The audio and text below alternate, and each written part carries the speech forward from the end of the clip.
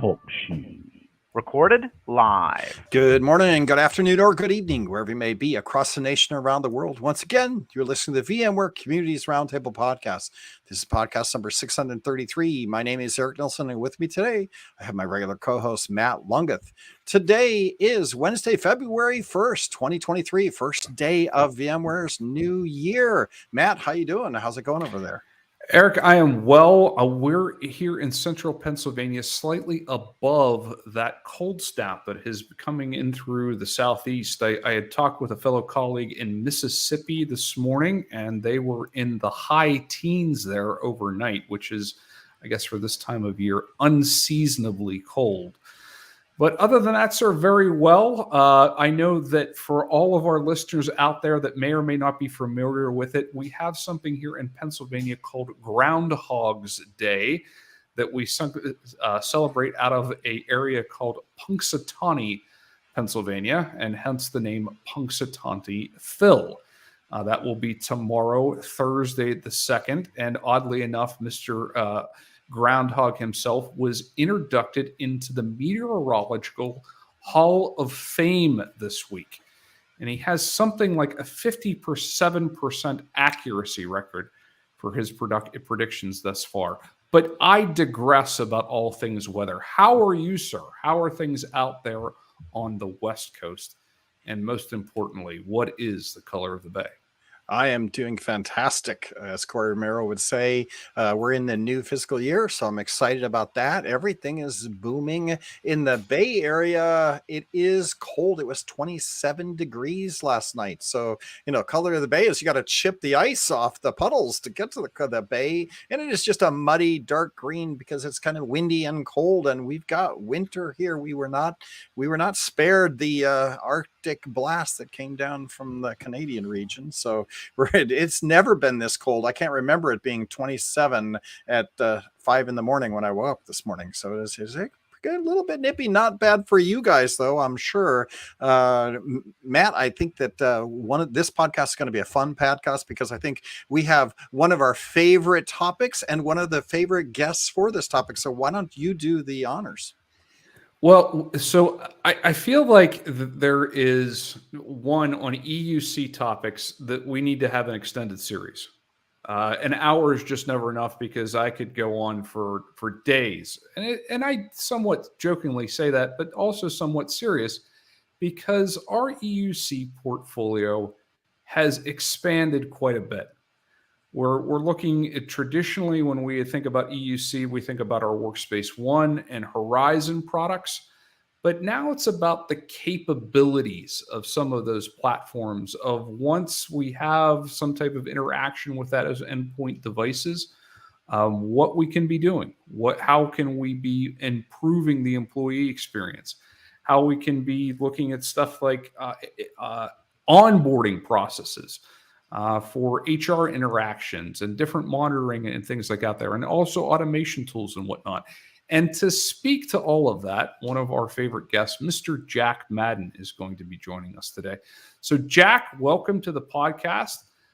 You have blogged out there about your experiences in all of the announcements from Explore from both San Francisco and Barcelona. Traditionally, our EMEA Explore and VMworld events, yes, I'll put $1 in the tip jar, but in years prior have been quite big, as in the second show of the year is big for EUC.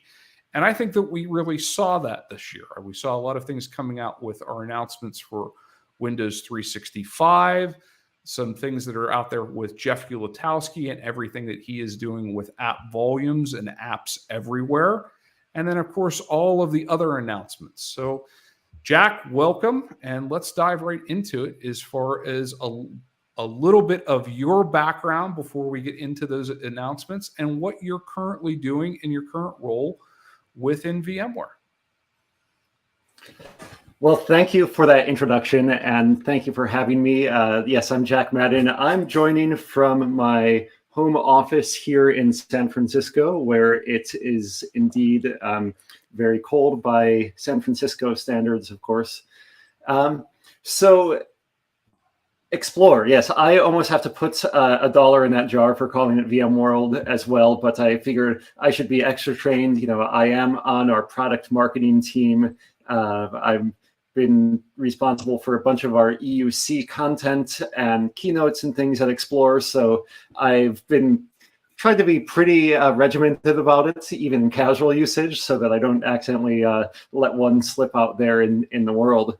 But you asked a little bit about my background, and Yes, please. the way that I'll mention the way that I'll frame my background is that this was my 13th year at Explore, 12th year at Explore. I have to go through the numbers. I came to my first VMworld in Las Vegas in 2011, way back when, and here seeing people like Vittorio Viarengo on stage, who's now still a very familiar face around here. So at the time, I had just joined a company called Tech Target, a trade media publication, writing for a site called BrianMadden.com, and I'm Jack Madden, and Brian, my brother, who has recently had a stint at VMware as well, along with our other former colleague, Gabe Knuth. They were pretty well known covering the desktop virtualization space, and they needed another warm body to come and cover all of that desktop virtualization news that was happening, even way back then for years, of course. You originally, when you could come on, if I remember some of the Tech Target and Bri Forum posts, you had started to focus on mobile management, right? Where Gabe and Brian, we had seen it expand, right? As far as the Bri Forum reach and influence.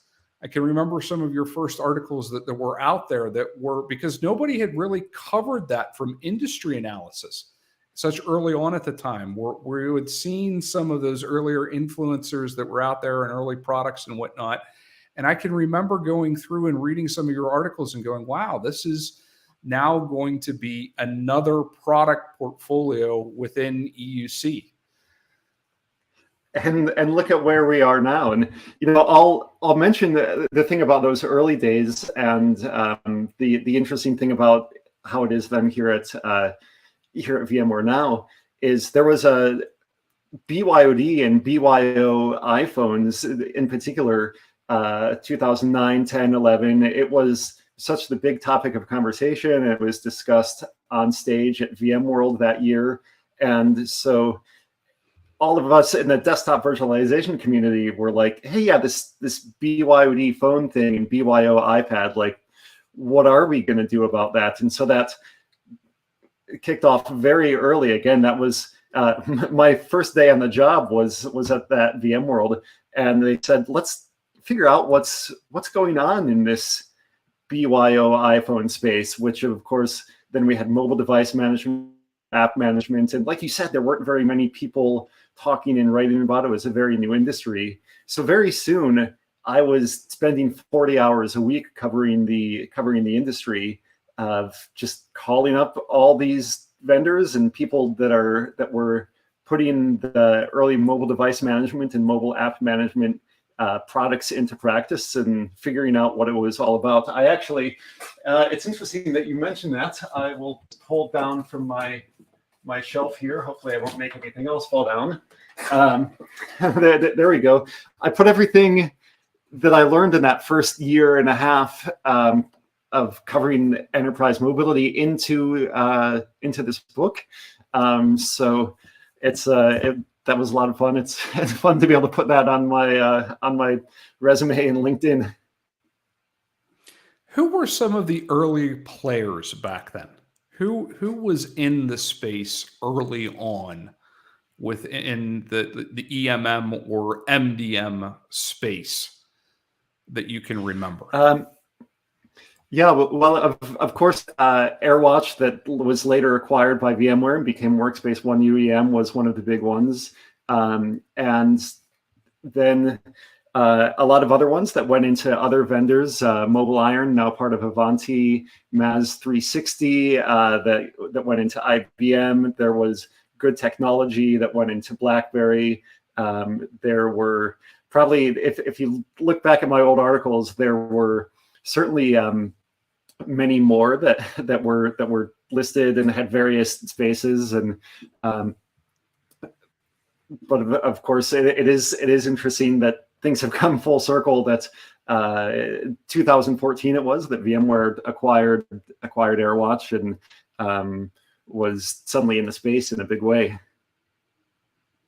Absolutely. It's interesting to see that progression and how, dare I say that within the EUC portfolio that MDM, and when I refer to MDM, that would be the mobile device and now modern device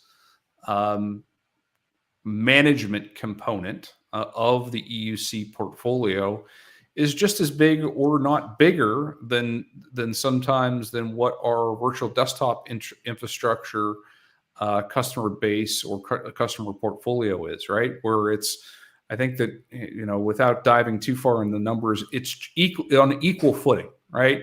Whereas before it was looked at as a side project. Oh, we need to maybe manage these devices. Now it's critical within that EUC portfolio. And to that end, you see some of these announcements that are coming out of Explore about what we can do to expand Workspace ONE as far as automation that's out there within our intelligence platform.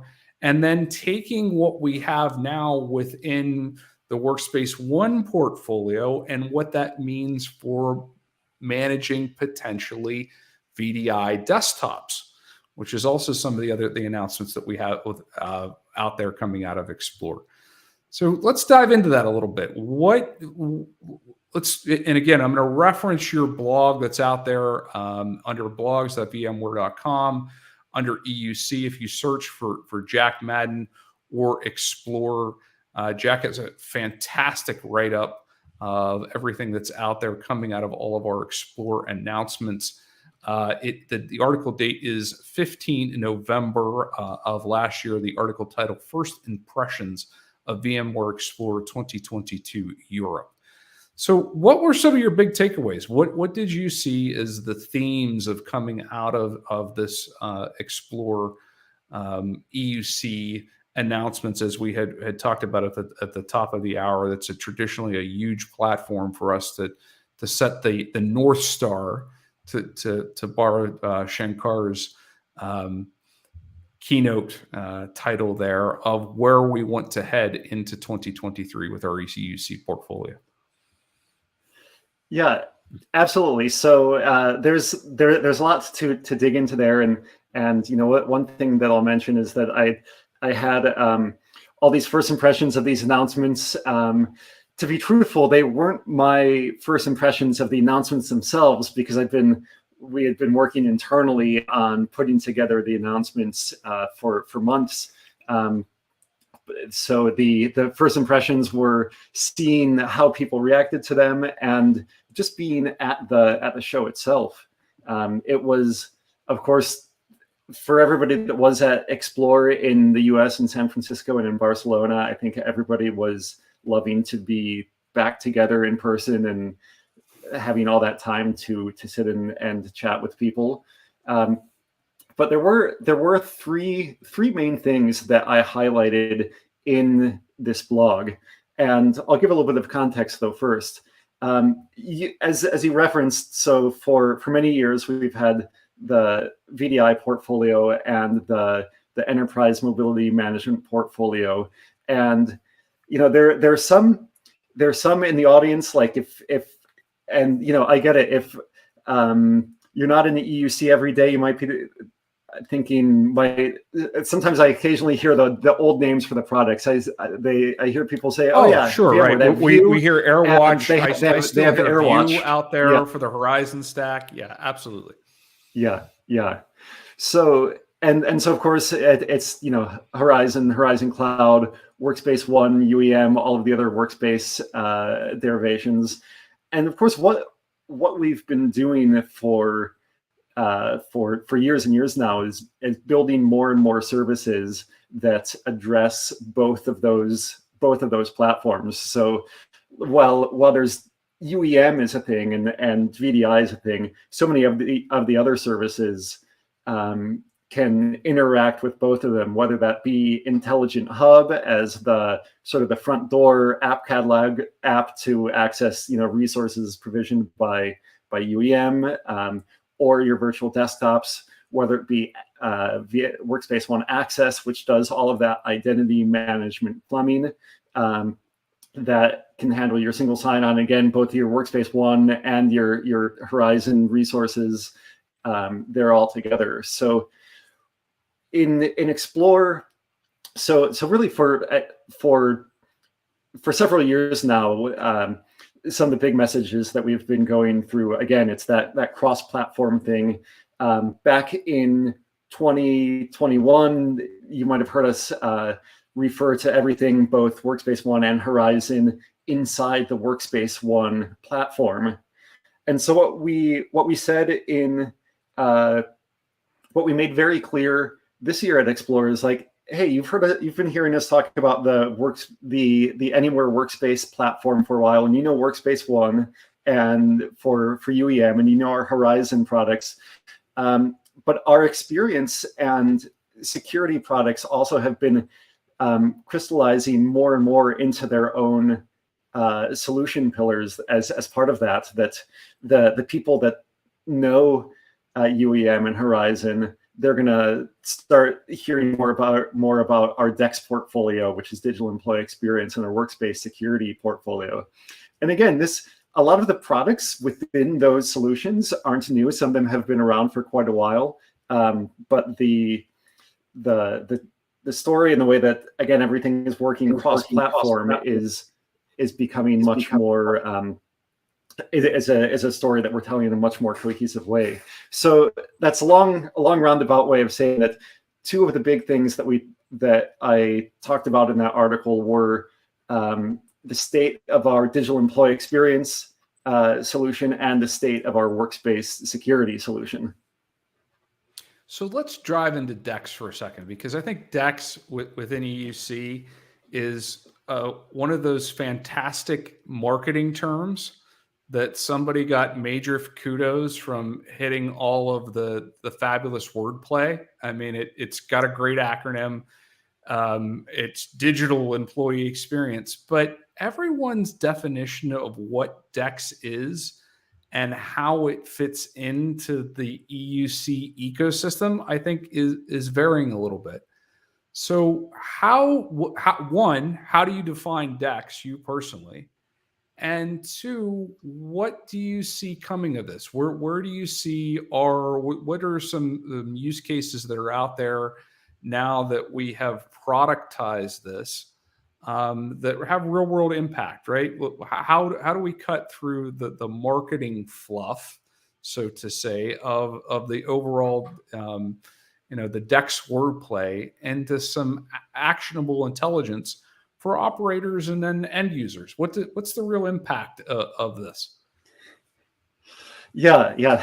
DEX is pretty broad. I think of it as my personal definition. It's really an umbrella term that covers a lot of different products that make my day as an employee easier, from being able to single sign on to all of my apps, to knowing that my device is performing well, to knowing that the network is performing well, to knowing that if there are any issues that I can easily receive support. But within that, you're right. The definition has been expanding, it's been changing, it's starting to formalize a little bit more. And so I'll tell you how we define it and the products that we put within the DEX portfolio. We think of 4 stages of the employee experience, the four elements of the life cycle or process, if you will. There's delivering the resources to the end users. There's measuring the performance. There's analyzing the performance, all that data that you get, and then there's remediating those. So for delivering resources, that's getting my apps so that I can actually get my job done. are the most And in visible some part way, of this. that's platform agnostic, right? That supports our anywhere workspace initiative is an overall portfolio strategy.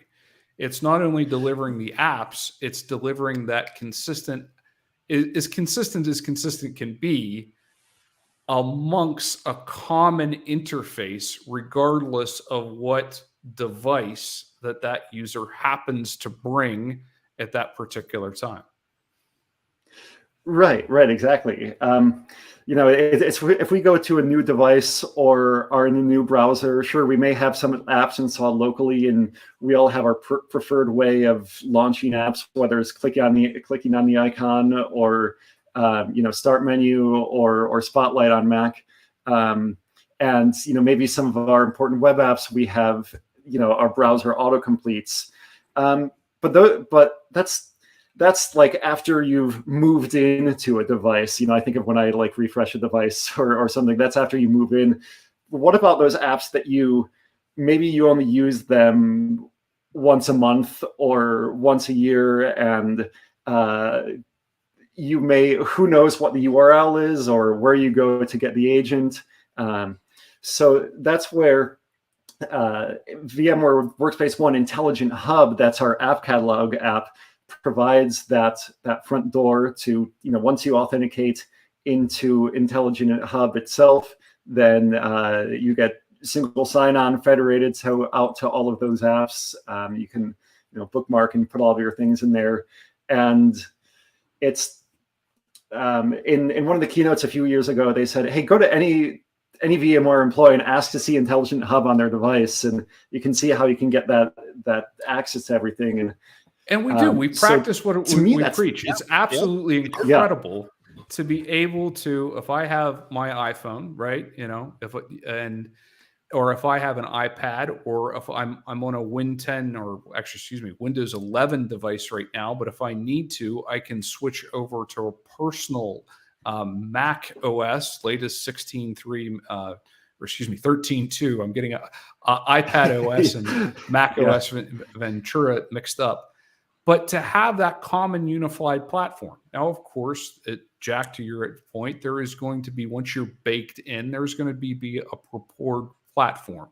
You're going to have local applications installed and whatnot. But if I need to pick up and go, or heaven forbid that there's an anomaly on this device, to know that the common uniformity is that Intelligent Hub app that I can install on that next device, whatever it may be, and then I have access to this common set of applications. What a fantastic experience to be able to deliver to employees. Yeah, exactly. And Intelligent Hub, we consider that as a core part of our DEX solution. But of course, if you're deploying devices with mobile device management or UEM, you can use that Intelligent Hub. You can use Intelligent Hub also to access your Horizon apps. And that's another aspect of the delivering experiences to users, that our UEM platform itself, for delivering the experience of all of these device platforms, Mac, Windows, Samsung, Chrome, they all have these enrollment experiences where the device can be shipped directly from the factory, the distributor, to the end user, and the end user just turns it on and it gets it all automatically enrolled. So on the first day or a brand new device, it can be provisioned right away. That experience is a big part of the employee's experience, and that's something that our UEM portfolio provides. And same thing, we can also consider, of course, Horizon has a big input on experience, whether it's making sure to support all of the latest video conferencing apps that are the most popular, or all those creature comforts that make a desktop seem just like a local one. The whole portfolio really has an impact on the experience. But when we say deliver, we mean often Intelligent Hub. And then the measure side, so our platform for monitoring and analytics across the entire EUC portfolio now is Workspace ONE Intelligence. Again, that's pulling all of the data out of UEM, now out of Horizon VMs. It can measure now subjective user feedback through like microsurveys. You can have something like, hey, say there is an issue and then the app is crashing and we detect that and then push out a fix. You can also pop up the survey and say like, hey, is the app working well now? Thumbs up or thumbs down? Something real quick, like real in contextual. So I think of the of equivalent of that of when you close out of that Zoom window sometimes and you get that quick, hey, was your audio quality good for this session, right? Those quick microservices where you have some, or micro surveys, where you have that quick feedback point of, well, we haven't heard anything back from the help desk yet, or the ticket number's down or whatnot. Sure, that's one way of measuring this, but this provides us as admins that are out there when we go to do patches or some type of corrective change for the environment, another true data analytic point that then we can have as a defined data point moving forward, to measure that user experience. And that starts to fit into, again, what we were in my definition is DEX, right? We didn't have those means before within, let's say, a traditional MDM portfolio. Now, because now we're enabling this through Hub, where you can do some types of these surveys and whatnot. It's all about managing where we can go and patches and updates and just overall general user experience. Yeah. And the cool thing is that like that microsurveys capability. So the next part of the DEX cycle is, once you've measured all that data, it's the analysis of it. And of course, today, analyzing large amounts of data and what's going on involves all sorts of machine learning and AI and correlation. But the fact that survey data is coming into the same data repository and system as the data that's off of all your machines, that means, like, sure, you could put out email out a pulse survey, using some other survey platform, but then you'd have to take that data and figure out a way to correlate it with, when did these OS updates come out and all of these other things. Whereas having that all together is lets you build out those dashboards and find those correlations all on its own. I wanted to touch. I'm sorry. Go ahead. I was going to go on to the last part. Of course, is that all of that data helps you do remediations, and so that the last part of our DEX cycle is that remediation thing, which could mean using our platform to either send commands to the device to fix an issue, or offer remote support built right in. We think about, and it's I hear this all the time from customers about intelligence being report central. But the true power, the brains behind the intelligence name, I think, if you'll forgive the analogy there, is the automation, right? It's not only that we have the data in a centralized point from both the applications, the performance, the user experience as far as protocol latency and things like that, and that can be across a myriad of all of our platforms that are out there that we're measuring endpoint experience with. But then what do we do on that, right? And then we also look at it across of application patching or OS patching or simple OS updates, right, that are out there across a myriad of platforms, right? And then if there is a known issue or a known given situation, what can we do to build into a type of an automation workflow to or alleviate some of that remedial, let's call it phase one admin work that's out there.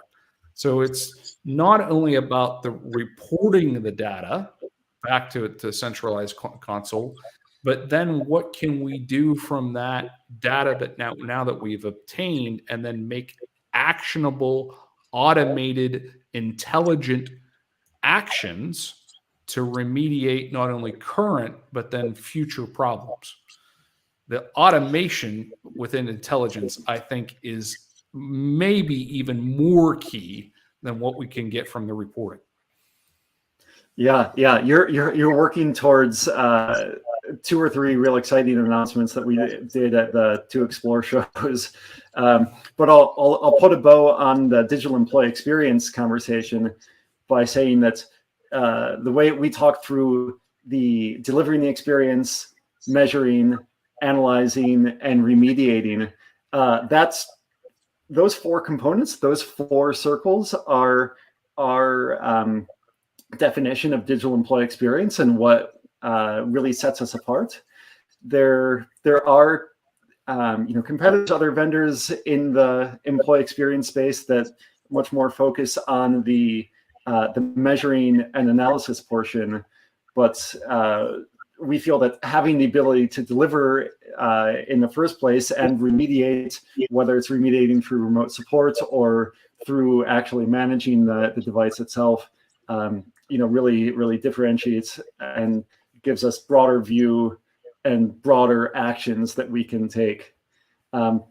So that's digital employee experience. But now with the as you were mentioning, taking actions and the automations between our expansion of Freestyle Orchestrator, our marketplace that we began talking about at Explore, and this whole autonomous workspaces concepts that I can go into. There's a lot of exciting stuff that we talked about in the last couple of months that's all coming down the road this year.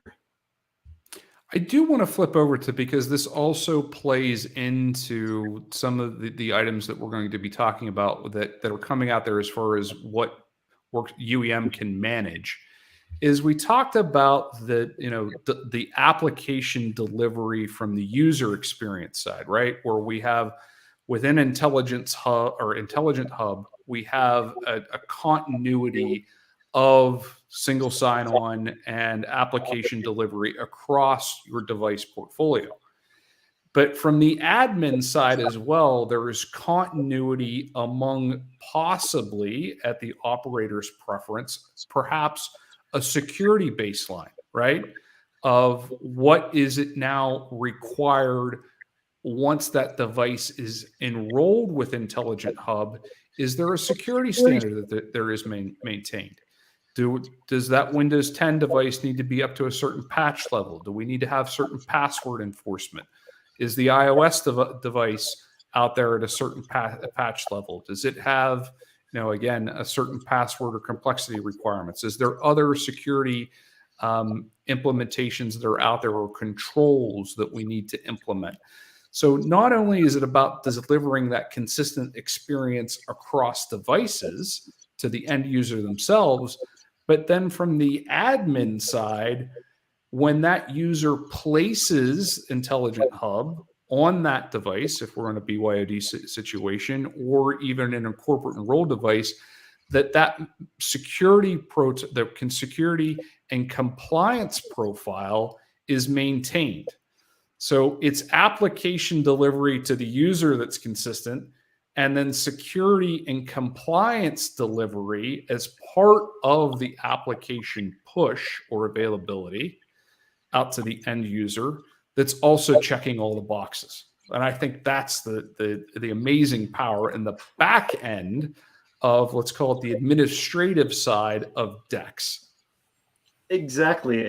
And if you think of, you mentioned the unified endpoint management, and if you look at the reports out there about how we can interface with different platforms, I really think that we're achieving that goal of unified endpoint management, emphasis on the unified, better than anybody else. Because a single console. Of course, this is Win 10, iOS, Android, rugged, VR headsets, right? Linux, Samsung, all the and the way that, one of the ways that we can think about is like, hey, each one of these devices has hundreds or thousands of APIs and configurations that we can set and adjust. And we could just go and say, hey, here's a UEM console with 700 switches for times how many ever different types of devices do you have in your environment, and randomly going and I think this is the right switch. You could get in trouble fast. So it's that having that intelligence to say, hey, if we want this security baseline according to this standard on iOS devices, we need to have these switches, and by switches I mean the configurations and commands to push out. On Windows we do this, on Android we do this, and so it's the not just have we aggregated all of those APIs, all of those devices, but it's what we're doing with it. And so we talked about intelligence to dig in and analyze that data and also do automations. But one of the other big things that, of course, has been around for, I think it's been about 2 years that it's been actually available, is Freestyle Orchestrator. That's the workflow drag and drop, represent if or statements of get this resource if it's this device. Right. If we're going to onboard a device, right? What are the next? Okay, now we're going to onboard, and then what do we need to do, and how can we enroll? And is there other automations that we can put in place to make that onboarding process more seamless? And onboarding is just one of the many things that Orchestrator is out there. Yeah. So the cool thing that I'm so excited about, is Freestyle Orchestrator. We started out with it in our UEM product, focused on those device-centric workflows. But what we're in the process of doing now, and what we announced, is integration with intelligence, and via intelligence, that'll mean being able to bring in resources and drive actions on pretty much everything across the entire VMware EUC portfolio. So it becomes that one place for everything for driving automations across the portfolio. And then even we're through the marketplace announcements that we made, imagine being able, like, okay, there's a complex workflow that'll set this baseline across all of these devices. Well, here's a pre-made workflow that you can download and run. So that marketplace announcement part of it is one more step that is again just going way beyond exposing all of the thousands of buttons that you press on all of these devices. So 2 follow-ups with that. So one, do you see this to the point where, let's say I have a purview of persistent Horizon desktops that are out there, and this could be Win365, this part of Horizon Cloud. This could be native AVD that would be out there as part of Horizon Cloud on Azure, or it could be traditional on-premises Horizon persistent desktops. Or is the product roadmap, or the eventual long-term idea, that if I wanted to perform operations on that persistent pool, that I might be able to do that out of Orchestrator? Oh yeah, and we have, of course, plenty of people already enrolling VMs in Workspace ONE UEM. So in theory, pretty much anything that you can do in a physical PC. Obviously, some things are different, but you can be applying those commands to that VM via UEM, and then of course doing things like the visibility on the infrastructure side. Those are more integrations and things to do. But you can see that we've been bringing more and more sources of data into that intelligence and Freestyle Orchestrator platforms. So you can easily see how we're thinking about that. Yeah, I've been working closely with the Horizon Cloud on Azure Next Gen, what we refer to sometimes as project code name is Titan. And we know that on the first generation, that the reporting was built into the Horizon, let's call, I don't want to say cloud console, but within the Horizon on Azure admin console. And that in version 2 is fully transitioning over to intelligence. So again, supporting that idea that regardless of where we have these desktops that are out there, that this is now going to be your single source of EUC reporting truth and automation. And then to that end, Jack, one of the things that I love about this announcement that's coming out there with Freestyle Orchestrator is this marketplace, right? It's that, sure, you can go out there and design these automation workflows on your own if you want to, but then we're opening this up now to the third parties that are out there. So is there a way that we can, plug in certain variables and then those automations will flow through, right? So that we're not reinventing the wheel, that we're maintaining some consistency out there, or that you can go to that third party and say, here is, let's say we want to do a Win 10 to Win 11 upgrade, right? Where, yeah, I could spend all of the time that I need to of going through that checkbox of, all right, here's all the little components and all the switches that I need to make sure that are checked.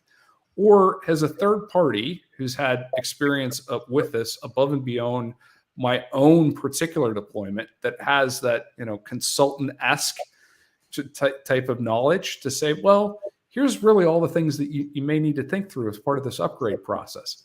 And then to have that as a baseline out there for consumption within the portfolio, and then you import that in and then have it updated, I'm sure with improvements of all more about that operational efficiency and autonomy to aid that operator that's out there in their day-to-day, maintenance and day 2 operations. Yeah. This is that. It's all exciting stuff. That's you're spot on. That's all the vision of the marketplace that we announced and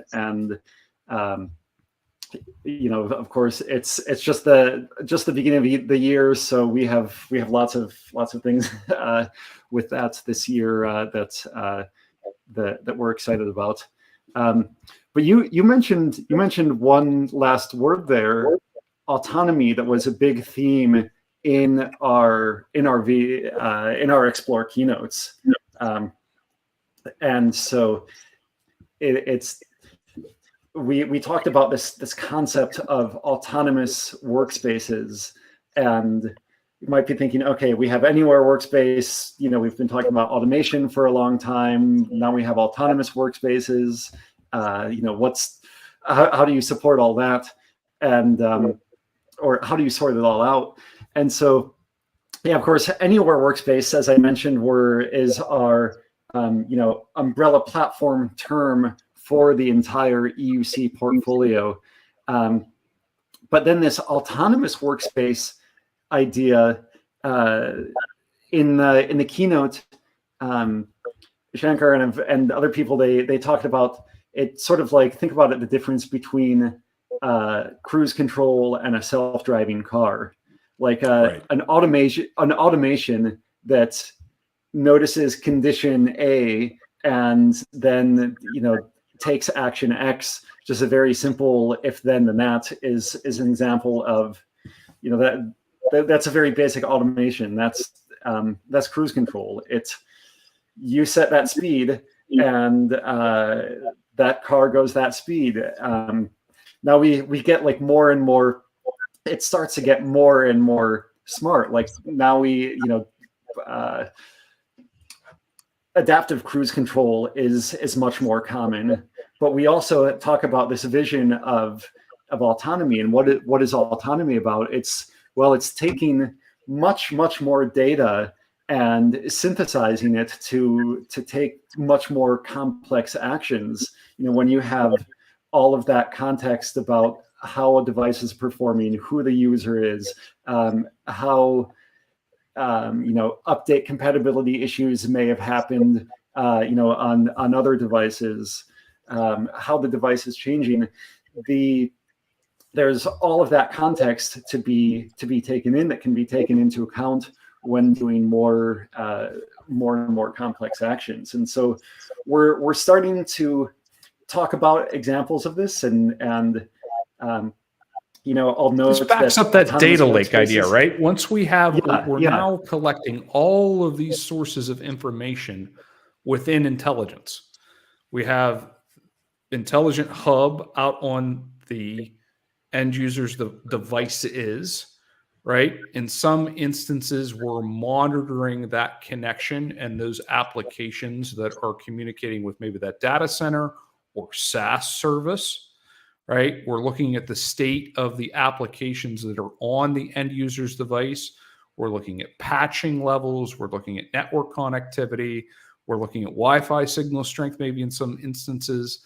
And then we also have, input in on if they're connecting back to a virtual desktop of all the metrics that are running within that environment. And we're putting this into this giant data lake. Now we have this tremendous amount of data points. Well, that's great. But then what do we do with this? Well, we throw AI and machine learning at it, and we start to extrapolate out some data and learnings in the environment. And then it's about autonomous action, right? I try to think about this in the concept, and correct me if I'm wrong here, but like UEM and smart groups. Well, the old mentality is, all right, I want to make a smart group that's out there that includes any device that's iOS 16.3. Okay. And of course, if the device is already up to 16.3, boom, it comes in. And if everything's right with the world, that that smart group populates with it. Wouldn't it be something else if we could say, well, yes, but if the device is not also at that level, and if here's the bottom end, so let's say if it's at 16.1 or 16.2, then go and remediate it and follow a necessary step of instructions, and now place it in that smart group and do so autonomously and give me a report from any of the devices that failed. Think about all of the work and actions that would have taken before, of going out and finding a report of, all right, what device didn't make it in, and then hitting each device and then going through that upgrade process and whatnot. What can we do now to automate this at scale, given all these data points, and then putting the power of things like Freestyle Orchestrator in there to make this more of an autonomous, much more efficiently stable, right? This is the EUC way, dare I say, of somewhat of DevOps operations, right? Where we're applying consistency through automation to our endpoint devices. Yeah, and I just love the examples that you walk through, and the way of making it so relatable. I am on the product marketing team, so, and as marketers, sometimes we can talk about these concepts like, ooh, autonomous workspaces. We're going to run with that autonomous workspace idea. And then somebody might say like, wait, what is this? I want to buy one. Do I need to buy one? Like, how do I get one? But I really appreciate the connections that you made, that it's not some pie in the sky concept. It's what we've been doing, but imagine how the additional right? context. We have the marketing term behind it, but it's not fluff.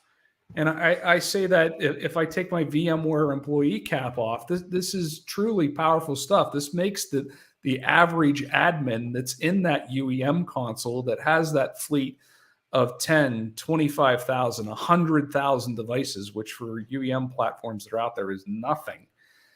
Of how do you start to manage all of this at scale, right? And part of that is that data lake is intelligence, and then placing automation behind it to make the fleet management and day-to-day operations, given what we're seeing with zero-day exploits and just general vulnerabilities and application packet or patching and internal revisions, even from internal application development teams and compliance and whatnot, of what's being asked of these operators from day to day, and what we can do to make their life easier. And this autonomous workspaces plays right into that. Yeah. There's Eric posed a question in the chat of what does this mean for the end user? Why do they want this? Or is this another way for IT to hinder productivity? I'll take a stab at this and say that all of these things are things that can make IT more responsive to changes that are going on in the device, make the product that IT is delivering to the end users, make IT be able to do it faster and more efficiently. So I see this as a net benefit, and especially around, we haven't talked too much about security, but when I think of conditional access and remediating issues and being able to say, being able to do things like varying levels of step-up authentication, or hey, you're on a BYO laptop, so you're going to access this sensitive application through a Horizon desktop. Sure.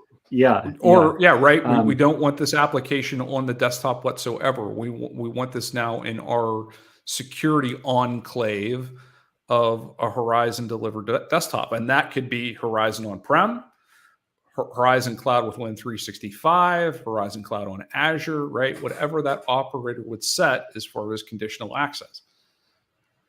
Yeah, and imagine also with all the data and intelligence that we were talking about, all of the combinations of apps and different policies that could be made, and all the different rules, if it's managed device, unmanaged device, this app or that app, this app network or that network. Imagine having all of that intelligence and those workflows to help build those policies. So so that we can define the levels of protection that we want, and then have the platform, for lack of a better term, help see what's going on in those devices and adjust all the dials as necessary. Eric's trying to talk, but at 53 minutes into the podcast, he's now figured out where the mute button is. I just have to give you guys credit. I give credit for Tony Foster for asking that question.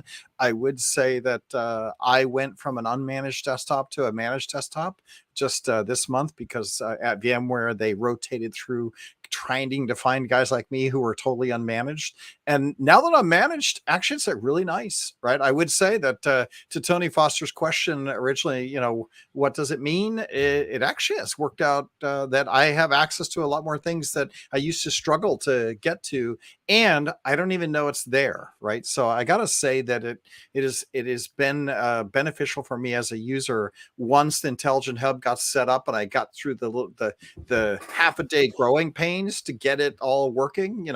Go to my boot prompt, turn off security, let IT come in, do some stuff, then go back into boot prompt, turn on security. Once I got my machine managed, now it has been invisible to me and I just have access, and I'm not RSAing every other day. It stays active continuously. So I got to say, very, very nice, high ratings on that. And with that, we only have 5 more minutes till we're out of time, gentlemen. So I will up level it and say, Jack, any big plans for 2023 coming in? I know Explore is going to happen again in Vegas. We didn't talk about that, but Vegas is happening. You guys can go save the date, get your hotels. It's going to be August 21 through the 24th. And then Barcelona is committed November 6th through the 9th in the FIA Grand V in Barcelona. So any big plans for 2023, Jack?